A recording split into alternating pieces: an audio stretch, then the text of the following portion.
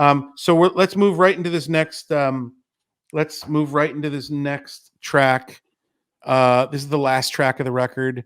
Thank you for spending your time with me. We didn't really plan spending an hour talking, but I had a feeling it was going to digress into some really cool things. But I was texting you behind the scenes, and that was the wrong thread, so don't worry about it. Got it. So this song was super important to me. L. Russell Brown, who actually discovered the Docksiders. Mm-hmm. Larry wrote Tie Yellow Ribbon Round the Old Oak Tree. He wrote Knock 3 Times. He wrote Come On Marianne. His catalog is so unbelievably deep. Larry discovered us on Thanksgiving night, I want to say, of 2019 on a YouTube dive. And I needed to pay tribute to him. And this was the first song he sent me that night that he introduced himself to me.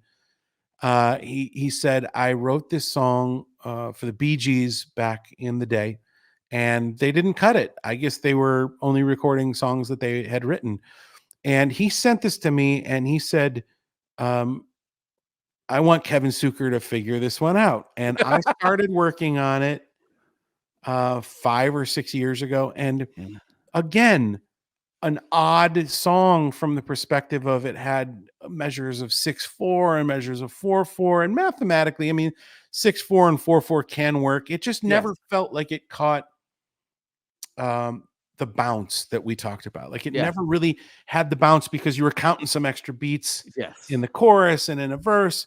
And I kind of knew what needed to be removed. And I remember sending it to you and saying, this is my thought. Like, can we remove those 2 beats here? And then you just said, let me go to work on it. And I remember it was so quick. You sent me a couple like notebook sketches sonically of where you were hearing it. I think we made a couple other little tweaks together, and then it was done. Like you destroyed this track as well. Well, yeah, we had to figure out what the song was because it was kind of buried in the fact that it was a demo written for a different artist at a different time. So it had little weirdness things in it from our perspective that we sort of had to figure out what can we sort of distill this down to. Once we had that picture, it was still the chorus of it is what you might call a little bubblegummy or a little quirky. It's light. It's very, I love the chorus. Yeah. But that's what, going back to the Andrew Gold song, saying having that quirky song sort of stretched the boundary a little bit where this one now feels like it fits. Yep. And an amazing sort of tribute to me to close the record out too. I think that it just puts the bow on it for me personally because of what Larry means to me and how important this song was into getting the Docksiders here. The Docksiders wouldn't be in Las Vegas without Larry Brown.